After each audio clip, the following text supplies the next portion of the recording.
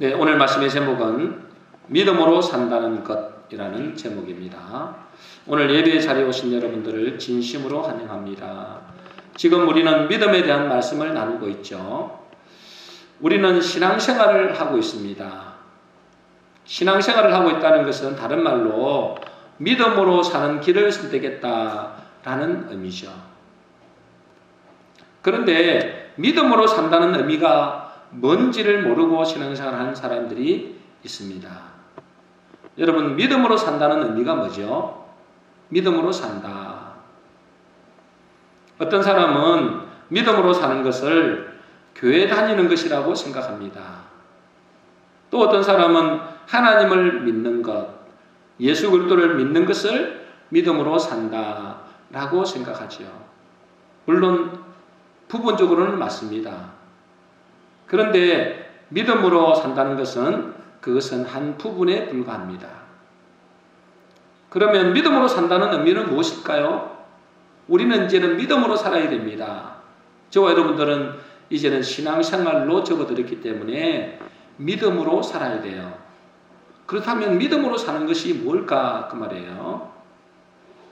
세상에도 믿음이 있습니다. 그죠? 세상에도 믿음이 있습니다. 어떤 목적을 가지고 믿음으로 도전하는 사람도 있죠.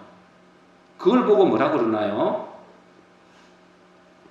적극적 사고방식이다. 그렇게 이야기하기도 하고 긍정적인 마인드다. 일명 뭐냐면 신념이라 그럽니다.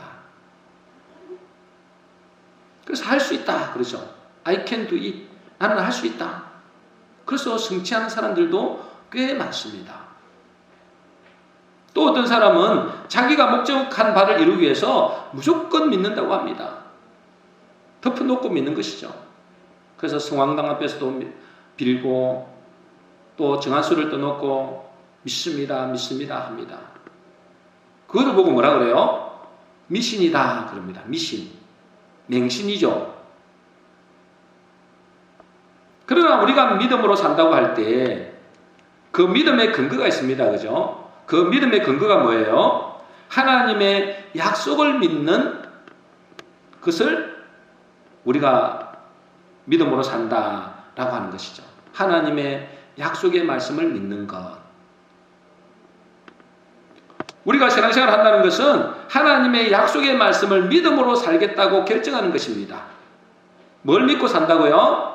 하나님의 약속의 말씀을 믿음으로 살겠다고 결정하는 것입니다.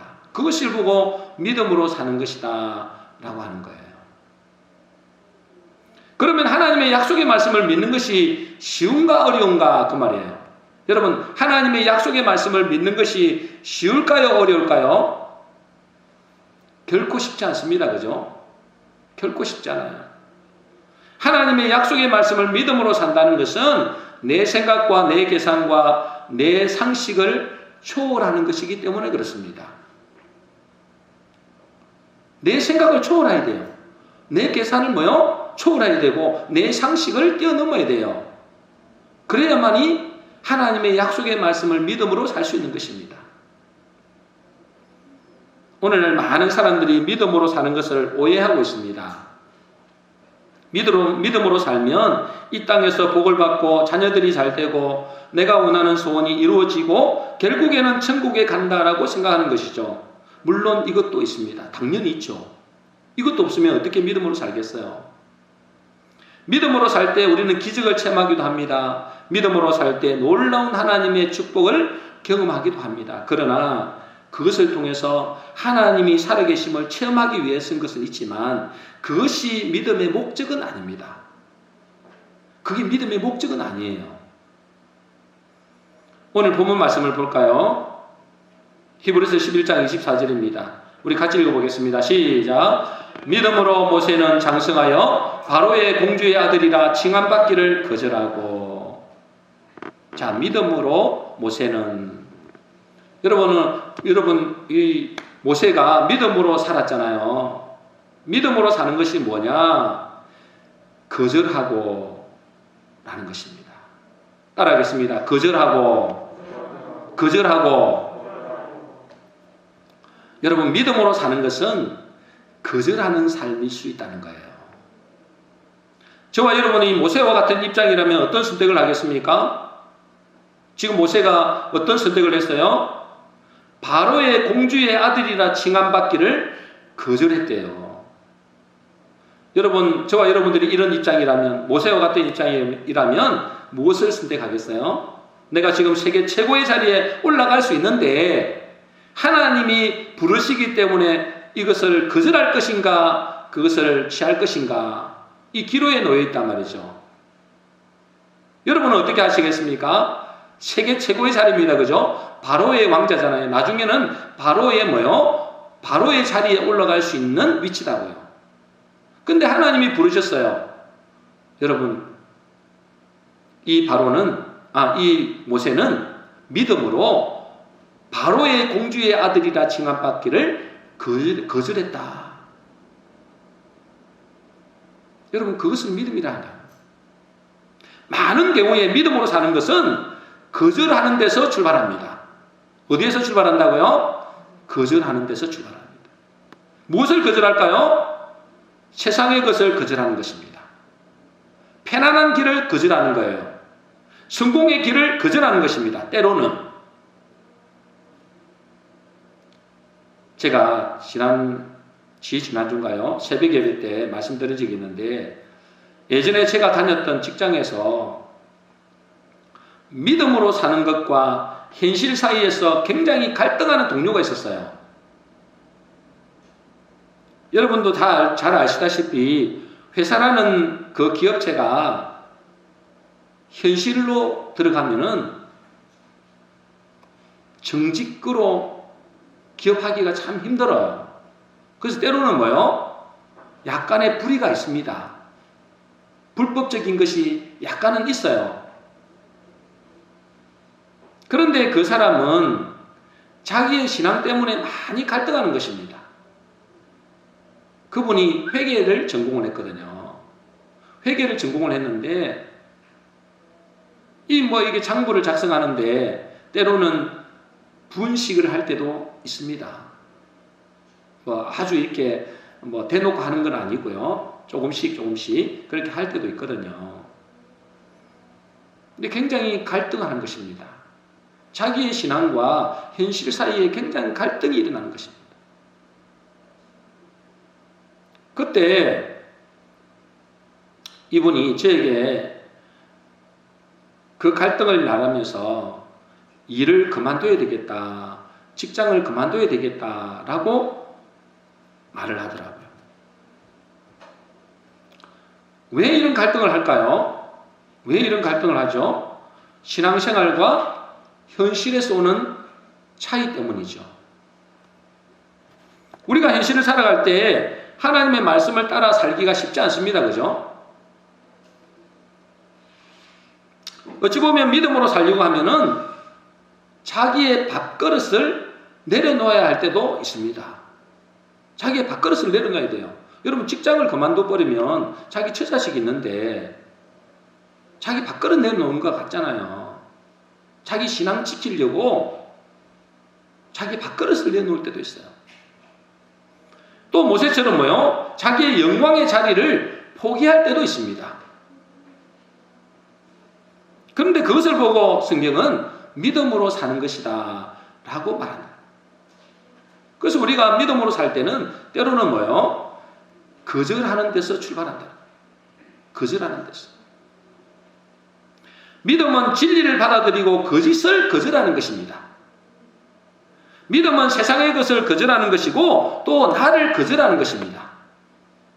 여러분, 이걸 잘 아셔야 돼요. 믿음은 뭘 거절하는 거라고요? 거짓을 거절하는 것이고 또요, 세상을 거절하는 것이고 또 나를 거절하는 거예요.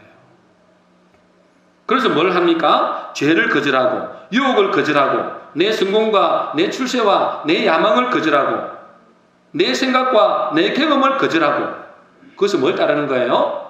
하나님의 말씀을 따르는 것을 보고 믿음으로 산다라고 하는 것입니다.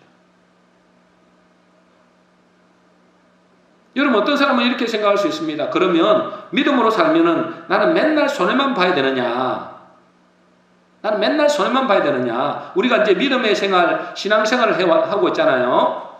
이제 믿음으로 산다는 것은 그러면 맨날 나는 손해만 봐야 되느냐, 그렇게 생각하는 사람도 있습니다. 그런데 뭐요? 절대 그렇지 않습니다. 금방 제가 말씀드렸죠. 그 직장 동료는 그분의 신앙 때문에 불의를 거절한 거예요. 그런데 하나님은 그 사람의 믿음으로 사는 것을 선택하는 것을 보시고 더 좋은 것으로 인도하셨어요. 저도 이제 거기에 제가 기획을 하고 있으니까 그 부분을 인사를 담당을 했거든요. 그걸 회장님께 보고를 해야 돼요. 사장님께 보고해야 되고. 보고를 드렸더니 또 이제 그 직장의 그 부서장이 또 보고를 했겠죠. 이런 사람이 이런 갈등이 있고 그래서 회사를 그만두려고 합니다. 라고 보고를 드렸어요. 그런데 그 갈등을 듣고 회사가 그 사람이 너무 일을 잘하는 거예요. 너무 일을 잘해. 착실하고 일을 너무너무 잘해요. 그래서 어떻게 하면 되겠느냐. 그 회의가 열렸어요. 회의가 열렸어요. 일을 못했으면 그냥 잘라버리면 되는데 일을 워낙 잘하고 정직하고 그러니까 그것 때문에 회의가 열렸어요. 그래서 결론이 내기를 그 사람을 살리자.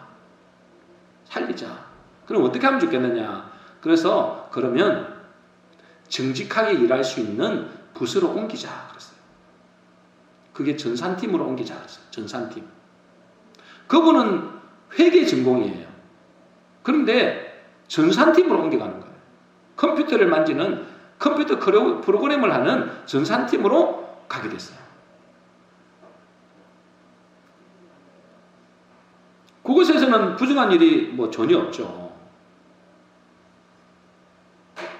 그런데 그곳에 그분이 가셨는데 그곳에서도 최고의 사원으로 뽑혔어요.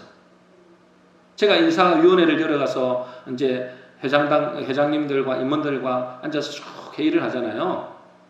그분의 이야기가 나오면 항상 칭찬해요. 그 최우수 사원, 1등 사원으로 뽑힐 때가 많았어요. 그래서 상금도 받고 해외 여행도 보내주고 막 그랬어요. 지금은 있잖아요. 그분이 무슨 일을 하고 있는지 아세요? 전산 관련된 사업을 하고 있어요. 참 대단하죠. 원래 만일에 그 사람이 회계 일을 그냥 막 묵묵하게 그냥 했다. 그 뭐 불의야 불법도 조금 있어도 그 없는 데가 어디 있어. 그냥 그대로 했다. 그러면 아마 그 사람은 평생 직장 생활만 했을 거예요. 그런데 그분이 그곳에 감으로 해가지고 전산 일을 봄으로 해가지고 컴퓨터 프로그램을 배운 거예요. 근데 그분은 회계 쪽이잖아요. 회계하고 컴퓨터 프로그램하고 이게 이 시너지 효과가 나가지고 엄청난 이 사업이 된 거예요. 그래서 지금은 수십 명의 직원을 건드리는 아주 괜찮은 사업을 하고 있어요. 여러분, 전산팀에서 수십 명을 이렇게 건드린다는 게 결코 작은 기업이 아니에요. 보통은 몇 명을 이렇게 데리고 가거든요. 근데 수십 명을 건드린다. 전산에서. 그건 굉장히 큰 거예요. 그분이 불의를, 약간의 불의지만, 뭐 큰 불의도 아니지만, 그 약간의 불의를 자기의 신앙과의 그 차이 때문에 거절했잖아요. 그래서 자기 밥그릇을 내놓으랬잖아요. 직장을 그만두려 했잖아요. 그것을 거절했더니 하나님은 뭐요? 그 믿음을 보시고 더 좋은 것을 주신 거예요. 믿음으로 선택하면, 믿음으로 세상의 것을 거절하면 우리는 실패하고 손해만 보는 것이 절대 아니라는 거예요.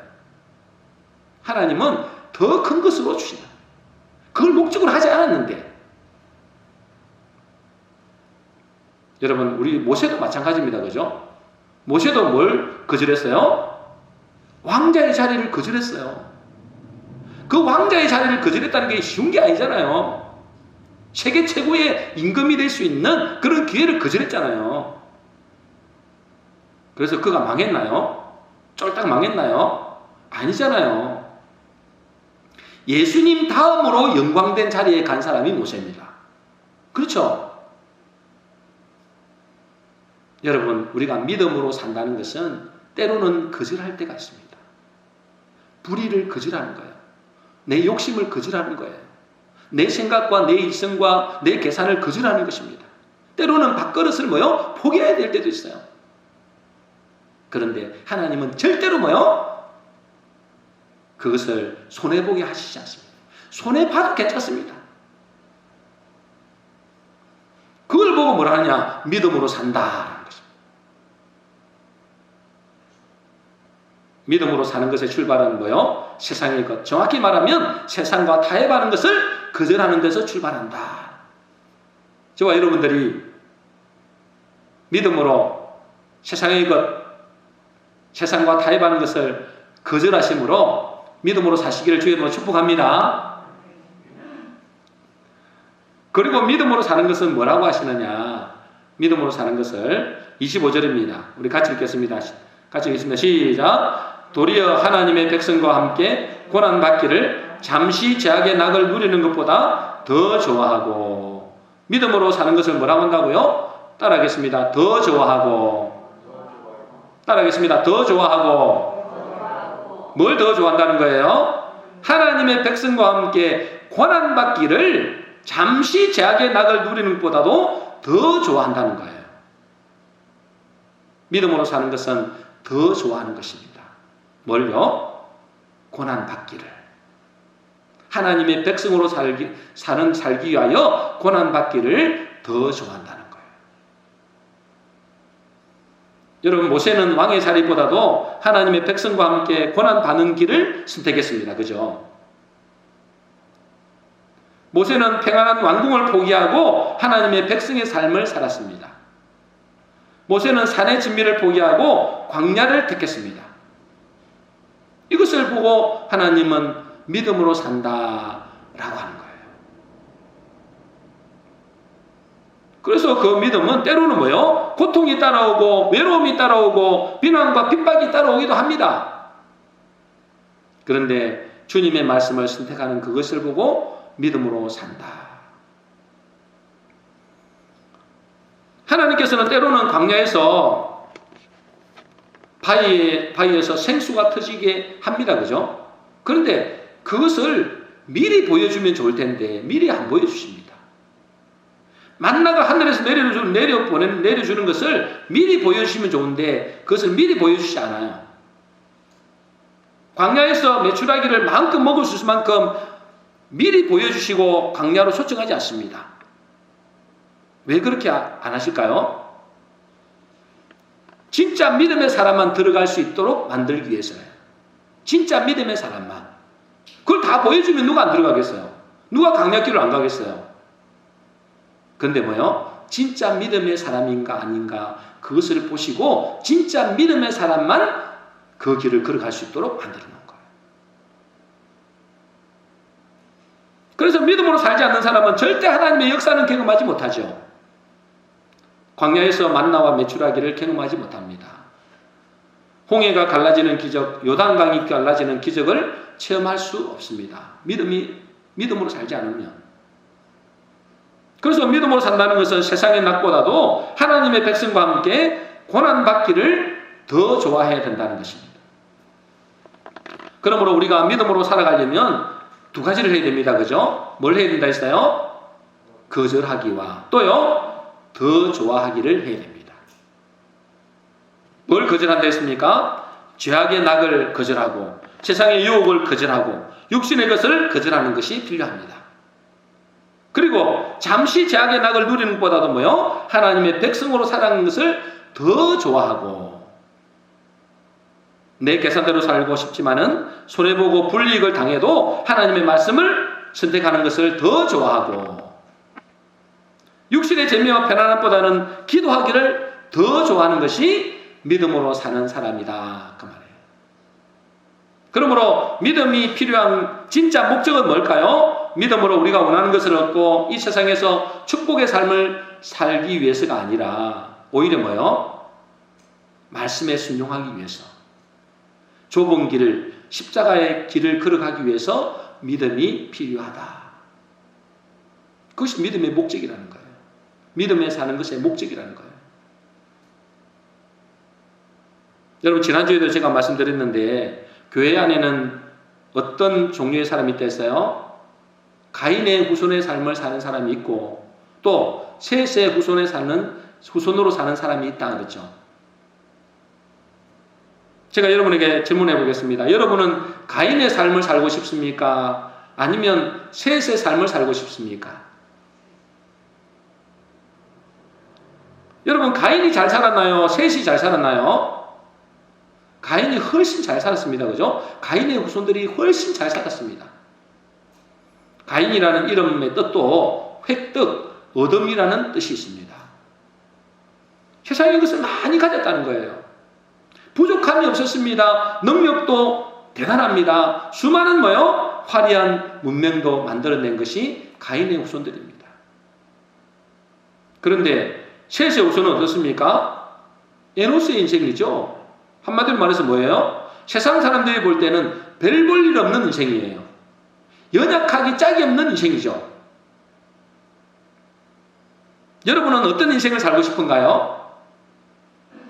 많은 사람들이 교회를 다니면서도 가인의 삶을 살고 싶어 합니다. 교회 다니는 이유가 가인이 얻은 그것을 얻으려고 다니는 사람이 많다라고 통계에 나와 있어요. 예전에 어떤 조사에서 교회 다니는 사람에게 왜 신앙생활을 하십니까? 라는 질문을 했어요. 왜 신앙생활을 하세요? 물어봤더니 마음의 평안과 재물과 건강의 축복을 받기 위해서 신앙생활을 합니다 하는 사람의 비율이 몇 프로나 될까요? 70% 이상이 돼요. 70% 이상. 교회 다니는 사람들이 이 가인의 후손들이 가는 길을 걷기를 원한다는 거예요. 마음은 안 그렇겠죠. 자기는 가인의 길을 가기를 원치 않는다. 셋의 길을 걷기로 가기를 원한다. 라고 말은 하겠지만은 그 마음에는 뭐요? 가인이 가지고 있던 것을 자기도 원한다는 거예요. 그게 70% 이상이래요. 여러분 잘 들으시기 바랍니다. 가인의 삶은 하나님과 상관없는 삶이에요. 하나님의 약속과는 전혀 상관없습니다. 그렇죠? 가인의 후손의 삶이 하나님과 상관 있겠어요? 하나님의 약속과 상관 있겠어요? 전혀 상관없잖아요. 아무리 세상에서 잘 나가고 세상의 축복을 받는다 할지라도 하나님 없는 삶, 하나님이 함께하지 않는 삶은 그것은 사망의 길입니다. 가인의 삶이 뭐요? 사망의 흐름 속에 있는 삶이에요. 가인의 후손의 삶은 교회는 다닐지 모르지만은 믿음과는 상관없는 사람이죠. 그런데 많은 교인들이 믿음으로 산다고 하면서 가인의 삶을 더 살고 싶어 합니다. 가인의 삶을. 여러분, 이 세상의 죄악의 삶이 재미있을까요? 재미없을까요? 이 세상의 죄악의 삶이 재미있어요? 재미없어요? 재미있습니다. 그죠? 재미있을 정도가 아니라 재미보다도 훨씬 더한 쾌락이 그곳에는 있습니다. 죄악의 삶이. 그러니 사람들이 그리로 몰리는 것이요. 어떤 재미가 있을까요? 돈 버는 재미가 있죠. 오감을 자극하는 재미가 있습니다. 육체의 쾌락을 즐기는 재미가 있죠. 남들에게 인정받고 군림하는 재미가 있습니다. 그죠? 그러나 그 죄악의 재미를 누리는 것보다도 하나님의 성도들과 함께 고난받는 것을 더 좋게 여기는 것이 뭐요? 믿음이다. 믿음으로 사는 것이다. 라고 성경은 말하고 있습니다. 그러면 또 어떤 성도님은 그럴 거예요. 아이고, 그러면은 믿음으로 살려면 이 세상의 재미와 즐거움은 다 포기해야 되는 건가요? 이렇게 질문할 수 있겠죠. 이 세상의 재미와 즐거움은 그러면은 하나도 못 누리는 건가요? 그렇게 이야기할 수 있습니다. 근데 그렇지 않습니다. 그죠? 성경은 뭐라고 이야기했었어요? 죄악의 낙을 누리는 것보다도 하나님의 백성으로 사는 것을 더 좋아하고 그랬어요. 우선순위라는 거예요. 그것을 다 너희들은 이제 재미로도 누리지 말고 즐거움도 완전히 포기해. 그 말이 아니고 죄악의 낙을 누리는 것보다도 하나님의 백성으로 사는 것을 더 좋아하라는 거예요. 더 좋아하라. 우선순위의 문제라는 거예요. 그리고 더 중요한 것은 뭐냐면 여러분 알고 보면 믿음으로 사는 삶이 훨씬 더 세상의 것보다도 즐거움과 기쁨이 큽니다. 사람들이 잠깐의 재미와 즐거움에 맞들여져서 그렇지 실제 믿음으로 사는 삶이 세상의 재미와 즐거움에 비교할 수 없는 기쁨과 행복이 있습니다. 사람들이 몰라서 그래요. 그래서 다윗은 뭐라고 이야기하느냐? 시편 84편 10절입니다. 우리 같이 읽겠습니다. 시작. 주의 궁정에서의 한날이 다른 곳에서의 첫날보다 나은즉 악인의 장막에 사는 것보다 내 하나님의 성전 문지기로 있는 것이 좋사오니. 주의 궁정에서의 한날이 다른 곳에서 이 세상에서 즐기는 이 세상의 첫날보다도 낫다는 거예요. 그리고 악인의 장막에 사는 것보다도 이 세상에서 즐기는 그 즐거움보다도 내 하나님 성전 문지기로 있는 것이 더 좋다. 그렇게 말하고 있어요. 다시 말해서 뭐요? 세상에 잠깐의 즐거움, 재미도 있지만 그것보다도 믿음으로 사는 삶이 훨씬 그 기쁨과 즐거움과 행복이 있다는 거예요. 실제로. 그래서 알고 보면 믿음은 내가 하기 싫은 것을 억지로 그것을 선택하는 게 아닙니다. 믿음의 사람들도 억지로 나는 고난의 길을 억지로 걸어간다. 그것도 아니에요. 그것이 너무나 좋기 때문에 믿음으로 사는 것을 선택하는 것입니다. 실제로 그래요. 우리 여기 아들이 있지만은 아들이 예전에 저한테 뭐라고 했는지 아세요? 제가 그랬어요. 너도 이 길을 가면 좋겠다. 이 길을 가면 좋겠다. 무슨 말이에요? 믿음으로 이 길을 걸어가면 좋겠다. 같은 값이면 주의 종의 길을 걸어가면 좋겠다. 그랬더니 펄쩍 뛰면서 이렇게 재미없는 것을 어떻게 걸어가냐 그러더라고요. 그렇게 아빠를 보니까 너무너무 재미없는 것 같아요. 자기가 볼 때는 무슨 게임을 합니까? 제가 무슨 세상에 즐거움을 찾습니까? 재미가 하나도 없을 것 같아요. 맨날 성경이나 보고 있고 말씀이나 듣고 있고 기도나 하고 있고 전도하러 다닌다고 재미 하나도 없는 것 같죠? 그러니 그런 말 할 수밖에 없죠. 그런데 실제는 어때요? 저는 예전에 세상을 살아봤잖아요. 40살 때까지 살아봤잖아요. 해볼 것만큼 엔간은 해봤잖아요. 이 믿음으로 살아가는 것이 훨씬 더 재밌습니다. 옛날에 우리 직장에 어떤 상사가 그러더라고요. 이 팀장은 무슨 재미로 살아가? 그러더라고요. 내가 묻고 싶어요. 자기는 그러죠. 내가 술도 안 하죠. 담배도 안 피우죠. 몰랐어요. 이 믿음으로 살아가는 것이 이 세상의 낙보다도 훨씬 즐겁고 기쁘고 행복한 줄을 모르는 겁니다. 경험을 안 해봤으니까.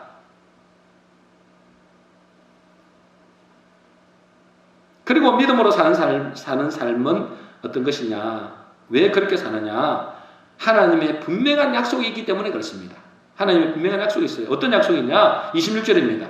우리 같이 읽겠습니다. 시작. 그리스도를 위하여 받는 수모를 애굽의 모든 보화보다 더 큰 재물로 여겼으니 이는 상 주심을 바라봅니다. 그렇습니다. 믿음으로 사는 삶은 뭐라 그래요? 그리스도를 위하여 받는 수모를 애굽의 모든 보화보다 더 큰 재물로 여겼으니 이는 뭐요? 상 주심을 바라봅니다. 상 주시는 것을 바라보는 사람은 그 믿음의 길을 걸어갈 수 있다는 거예요. 여러분, 모세가 왕이 될 뻔했잖아요. 이집트의 왕. 그때 이집트의 왕은 어째요? 전 세계의 왕이나 마찬가지예요. 그것보다도 뭐요? 그 어떤 지위나 그 재물보다도 더 큰 상이 주어진다는 거예요. 그걸 바라봤다는 거예요. 그 상 주심을 바라보는 사람은 그 믿음의 길을 담대히 걸어갈 수 있다는 거예요. 억지로 걸어가는 게 아니고.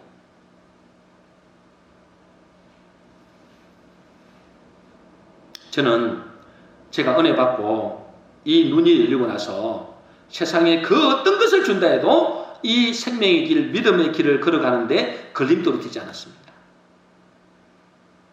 비교할 수 없는 가치를 발견하는 사람은 그것을 뭐요? 기쁨으로 받아들이는 거예요. 제가 뭐 억지로 이곳에 왔겠습니까? 제가 억지로 이 길을 걸어간다고 생각하십니까? 저는 분명히 알았어요. 아마 이 길을 걸어가면 굉장히 힘들 것이다. 아마 때로는 많이 굶기도 할 것이다. 그렇게 생각하고 걸어왔어요. 그렇게 시작했어요.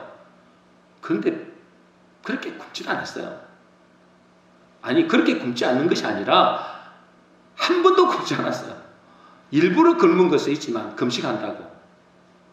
한 번도 쌀이 없어서 굶어본 적은 없어요.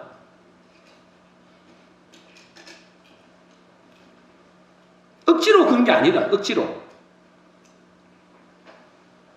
그 길에 뭐가 있기 때문에 상 주시는 이심을 믿었기 때문에 그것을 보았기 때문에 그 길을 뭐요? 기쁨으로 걸어가는 거예요.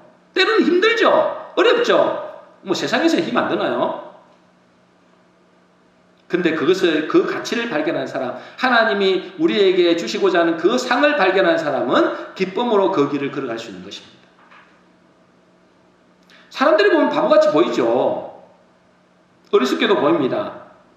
그래서 믿음은 사람들이 볼 때 바보가 되는 것입니다.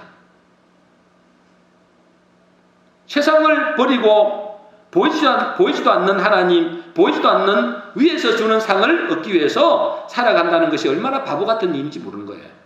세상 사람들은 그렇죠. 아니, 모세가 자기 왕자를 자리를 내려놓고 그 험한 길을 걸어가는 것이 바보같이 보이겠죠. 그러나 그것이 믿음이라는 거예요. 그것을 보는 사람만 그 길을 걸어갈 수 있다.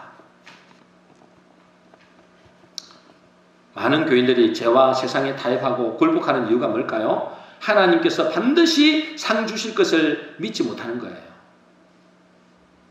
그러나 하나님이 상 주심을 바라보고 소망하는 사람은 잠시 갯길로 걸어갈 수는 있죠. 잠시 넘어질 수는 있죠. 그러나 뭐요? 다시 일어나서 그 믿음의 길을 걸어갑니다. 여러분, 아이들이 열심히 공부하지 않는 이유가 뭘까요? 아이들 보고 막 공부하라 해도 공부 잘 안 하잖아요. 왜 그럴까요? 그 공부를 통해서 어떤 상이 있는 줄을 모르는 것입니다.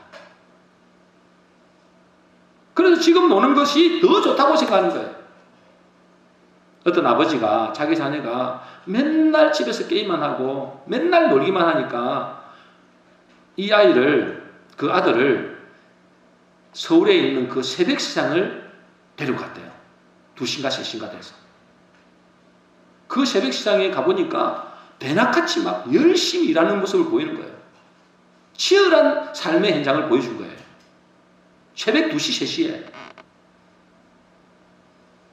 그때부터 아이가 변하더랍니다. 아, 이렇게 살아서는 안 되는 것이구나. 보여집니까? 여러분, 아이들이 열심히 공부하지 않는 이유가 뭐냐면 어떤 상이 기다리고 있는지를 모르기 때문이에요. 그 공부 뒤에 어떤 상이 기다리고 있는지를 모르기 때문이에요. 우리가 이 세계로교회, 부산에 있는 세계로교회 큰 교회잖아요. 그 목사님이 자기 아들 이야기를 했어요. 이 목사님이 이제 초창기 때 목회 일이 너무 바쁘고 전도하다 보니까 아이들을 제대로 돌봐줄 시간이 없는 겁니다. 그래서 목회 일을 하고 집으로 돌아와 보면은 아이들은 뭐 하고 있느냐? 컴퓨터 게임만 하고 있는 겁니다. 그래서 막 이 목사님이 열받아가지고 도저히 안 되겠다 싶어서 그 컴퓨터 선을 그냥 가위로 잘라버렸대. 그런데 뭐 컴퓨터 아이들만 사용하는 게 아니잖아요. 본인도 필요하니까 컴퓨터 사실 거니까 컴퓨터를 어쩔 수 없이 또 있는 거예요. 그런데 뭐요? 또 일어나면은 또 아이들이 그 다음에 와갖고 또 컴퓨터 게임을 하고 앉아있고 또 게임하고 있으니까 그것을 무려 몇 번이나 했느냐? 10번이나 그 선을 잘라버렸대. 컴퓨터 선을 10번이나 잘라버렸대. 목사님이 볼 때 그 아이들이 컴퓨터에 미친 것 같더래요. 오로지 컴퓨터. 눈만 뜨면 컴퓨터. 게임.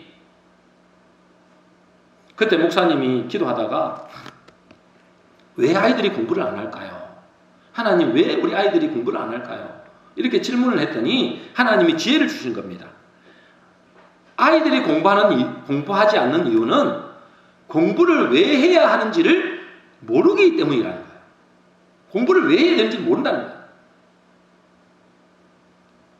그래서 목사님이 그때부터 한 일이 뭐냐면 신문을 오려서 그 집에 신문을 4개나 봤대요. 그 신문을 오려 중요한 것들을 오려가지고 아이들에게 주면서 이것을 읽고 저녁에 아빠에게 이야기해달라고 했대요. 너희들 이것을 읽고 아빠와 같이 이야기하자.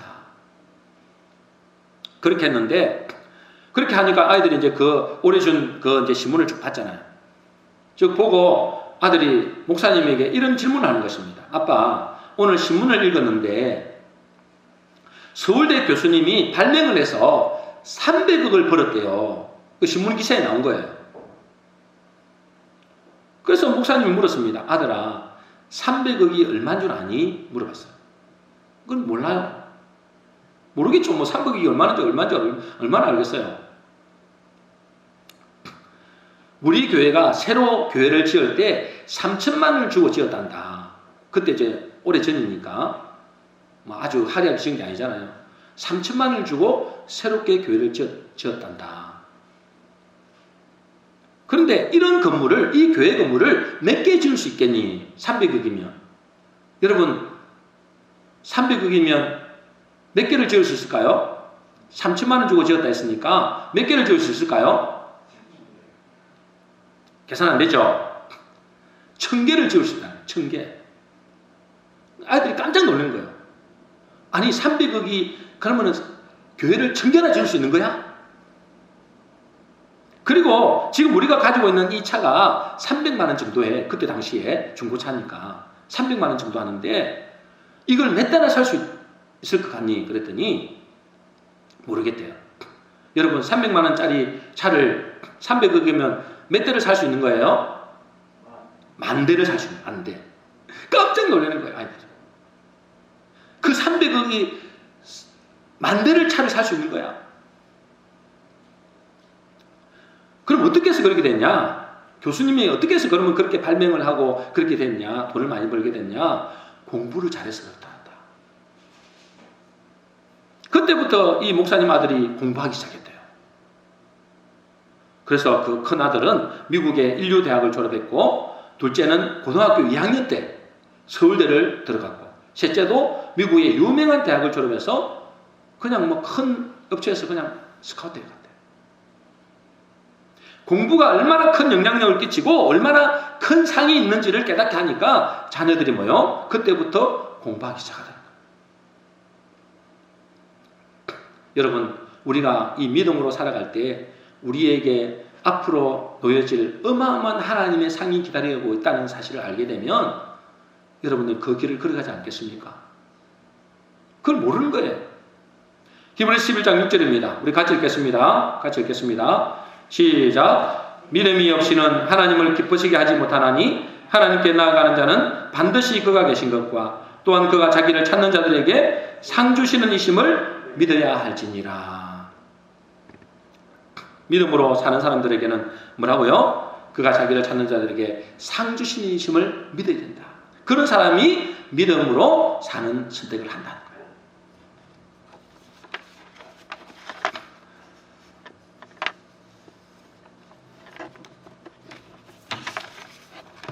마지막으로 왜 믿음의 사람들은 대부분 고난받는 길, 좁은 길을 선택했나? 왜 믿음의 사람들은 대부분 고난받는 길, 좁은 길을 선택했을까요? 물론 아까 우리가 앞에 나와 있는 것대로 하나님의 놀라운 그런 축복이 상이 준비되어 있고, 그죠? 또 뭐요? 그 세상을 거절하고 또 하나님의 백성으로 고난받기를 더 좋아하므로 그들에게 큰 기쁨과 행복이 있다는 것을 알기 때문에도 있지만은, 또 그들이 대부분 그 고난받는 길을, 좁은 길을 선택한 이유가 뭐냐? 그 좁은 길 끝에 하나님이 기다리고 계셨기 때문에 그래요. 그 길이 생명의 길이요, 영생의 길이요, 그리요, 축복의 길임을 그들이 안 것입니다. 오늘날 많은 사람들이 믿음을 단지 복을 받는 수단, 천국을 가기 위한 수단으로 오해하고 있습니다. 여러분, 하늘나라는 누가 갑니까? 믿음으로 가죠. 믿음이 있는 사람이 하늘나라를 갑니다. 믿음이 있다는 것은 뭘 선택하는 거예요? 믿음이 있다는 것은 하나님을 선택하는 것입니다. 믿음이 있다는 것은 말씀을 선택하는 거예요. 여러분, 하나님을 선택하는 것은 좁은 길입니다. 말씀을 선택하는 것은 뭐요? 좁은 길이죠. 그래서 예수님이, 어떤 사람이 예수님에게 질문을 했잖아요. 구원 얻는 자가 적습니까? 라고 물어봤습니다. 그죠? 구원 얻는 자가 적습니까? 라고 물어봤더니 예수님이 뭐라고 그랬었어요? 구원 얻는 자가 많다, 적다, 그렇게 말씀하지 않으시고 너희는 좁은 길로 가라 그랬어요. 너희들이 구원 얻으려고 한다면 좁은 길로 가라. 근데 그 다음 말이 더 무서운 말이 있어요. 좁은 길로 가고자 하지만 가고자